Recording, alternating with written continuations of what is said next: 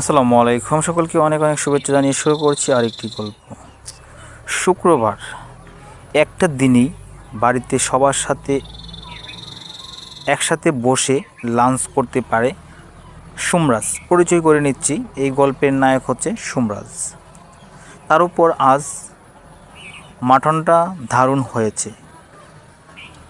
বেশ তাড়িয়ে তাড়িয়ে উপভোগ করছিল ছুটির দিনের মধ্যাহ্নভোজ। হঠাৎই তার 7 বছরের ভাইজি ভয়ঙ্কর আবদার বোমার মতো এসে পড়ল খাওয়ার টেবিলে। কাকাই, তুমি আমার নাচের আন্টিকেই বিয়ে করে নাও না।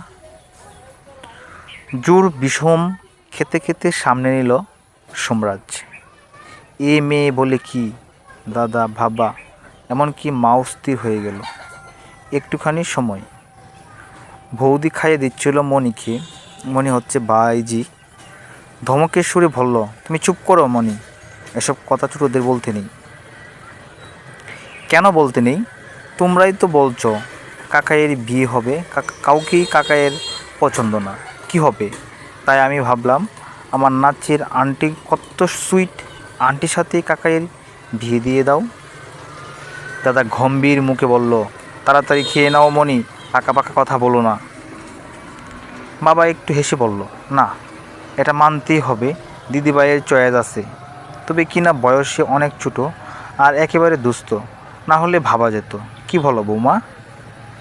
এবারে গ্র্যাজুয়েশন ফাইনাল ইয়ার দিল বাবা, অনেক কষ্ট করে পড়াশোনা করে। মাস্টার ডিগ্রির ইচ্ছে তো আছে, জানি না পারবে কি না। বাবা, কিরে, একটা ছোট্ট লন্ডি, বাবা কি করে? একটা ছোট্ট লন্ডির দোকান। এহে, না না, একেবারে অভাবী পরিবার।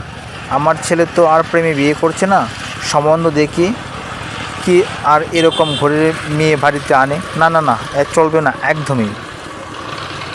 কোনো রকমে বাকি খাবারটা গলাৎকরণ করে উঠে পড়ল সোমরাজ।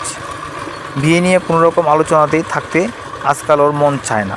আর যদিও সব কিছু ঠিক চলছে আর তার জীবনে ওই চরম অভিজ্ঞতা যদি না ঘটতো, তবে তো কবেই।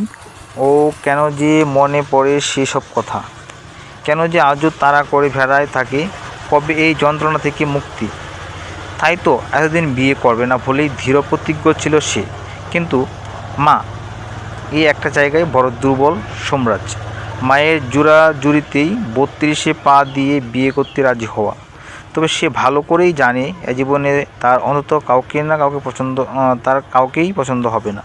কিন্তু মণি আজ খাওয়ার টেবিলে এটা কি বলল, যা তা ব্যাপার একেবারে।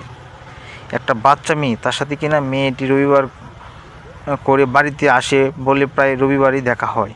দেখা মানে ওই আর কি, ভালো করে কোনো দিনই তাকিয়ে দেখে নেয় সোমরাজ। অবশ্য সোমরাজ কাউকেই দেখে না। আর এ মেয়ে তো ছুটতে ছুটতে আসে, আবার ছুটতে ছুটতে যায়। এসেই ভাদা বলি, একটু দেরি হয়ে গেল বৌদি।